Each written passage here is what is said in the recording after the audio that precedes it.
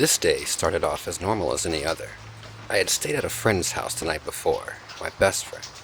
We got up around noon, after going to sleep around 6 that morning. Pretty normal for us, really. It was a Saturday, and although it was raining sideways, we wanted to get out and do something. We flirted with the idea of going to the pool hall to shoot a few games. It was always insanely crowded on the weekends, though, and around a 30-minute walk from where we were, so we decided against it. Steal a 12-pack from his alcoholic dad's bedroom and hang out under the railroad bridge? Meh. We were still recovering from the night, or morning before, so that probably wouldn't end great. We threw a few more ideas around, but none really hit. Finally, and I don't even remember who suggested it, but we came to an idea we both agreed upon. Thinking back now, I wish we would have just taken a 30-minute walk and played some pool. There was an old abandoned house about a block away. We'd gone in before a few times. We'd smoke, drink, smash stuff. Normal activities of teenage boys living in a life within poverty. And there wasn't much to do in this town. The house itself was sort of fascinating, though. It was 2010, mid-October. But now that I'm thinking about it, the month isn't really relevant. There were newspapers from the 1960s in this house, dishes in the sink and in the cabinets, clothes in the closets and drawers. There was a piano and a sewing machine, children's toys strewn across the floor, even an old, worn-down Christmas tree standing in the corner of the living room. There was everything you'd expect to see in a family home. It was as though these people left without taking anything more than the clothing on their backs at the time. The house carried with it a feeling of sadness, slight glimpses of joy, though. It's difficult to explain, but it's as if there had once been a happy family there. A house filled with laughter before something horrible happened. Something so bad that it was almost entirely sadness now, like all of the happiness had been erased. As we approached the window that we had already broken out on our first visit to this place, the already strong winds pick up, a gust rolling through us, pushing us both to the ground. We struggled to bring ourselves to our feet. We removed the piece of wood we had against the window and climbed into the house, pulling the wood back into position. Sooner than I could catch my breath, I noticed something is off. Not physically. Everything looks the same as the last time we were here. There was a strange feeling in the air. Something different. Something ominous. I looked around, inspecting every aspect of the house, but again, visually, everything was normal. William was already scrounging the house for something to break. With the storm outside in full swing, it was highly unlikely anyone would hear any noises that were made. Hell, I doubt anyone was even out in this mess. I started walking around the house, searching for something new, exciting, something I had missed before. I was always more of the curious one. William, the more destructive. Don't get me wrong, I enjoyed smashing stuff from time to time, but it's not like it was a hobby. Just something for an angry teenager to do to blow off some steam. Break some stuff that didn't seem to belong to anyone, stuff that had no meaning, and move on. But Will, that's all he seemed to have any interest in when we came here. Get high or drunk or both, and break everything he can get his hands on.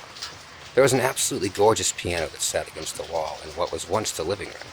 The first time we were here, he needed to go to the bathroom.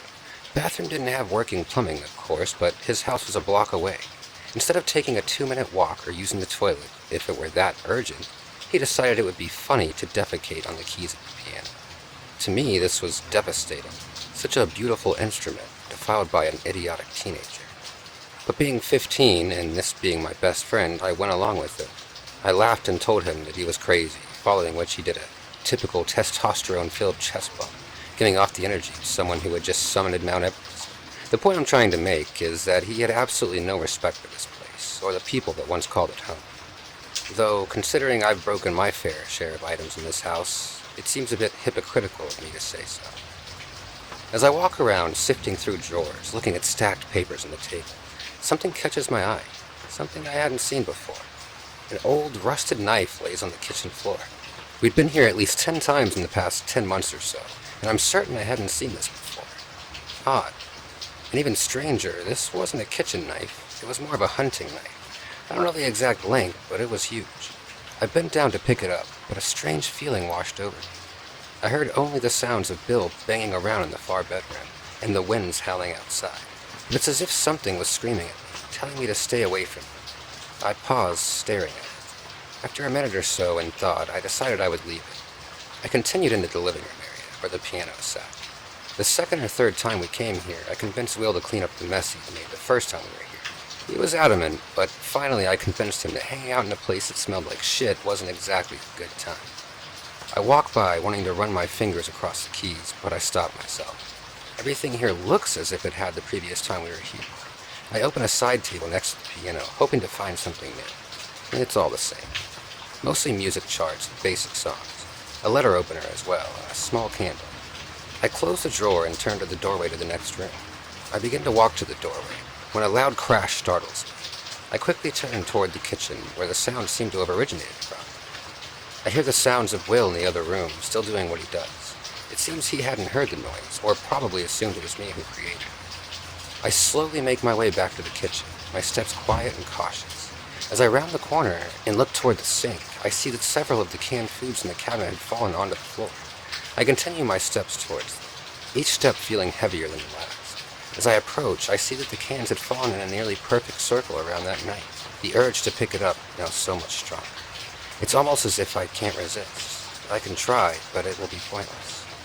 I slowly bend down, my arm extended. I finally grasp it in my hand, and as soon as I do, a shock flows through my body. I'm pushed to the floor, head smashing against the tile.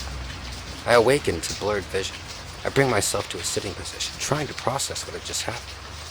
But before I can get even a thought, I notice that I'm no longer in the place I was, or the time. It's the same house, clearly, but it's different. It's clean. The familiar scent of a roast beef cooking in the oven fills my nostrils. I hear notes dancing from a record player. I don't know the song, but I can tell that it's old. The innocent sounds of a child's laughter in a distant room. It seems like such a happy place, yet there's an overwhelming feeling of eeriness. I reach for the table above me, use as leverage to help pull myself up. My knees feel weak, my legs like jello, but I'm able to bring myself to my feet. I have to figure out what's going on.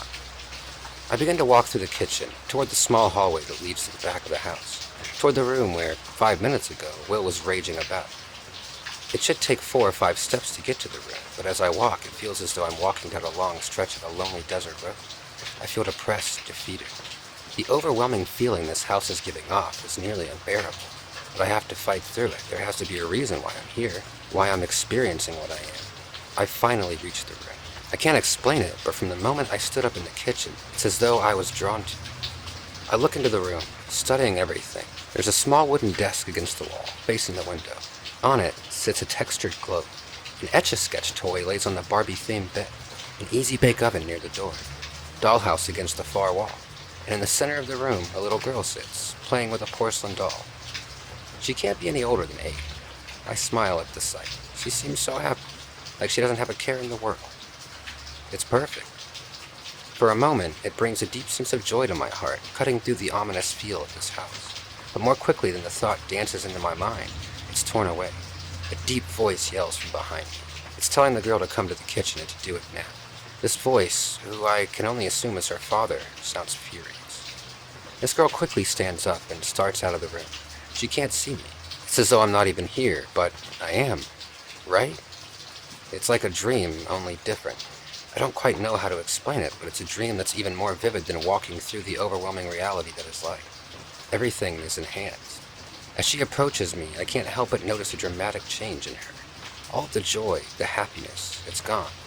Ripped away and replaced by fear. She passes through me as if I were a ghost. I turn to see her walking down the hall, her eyes glued to the ground, never looking up.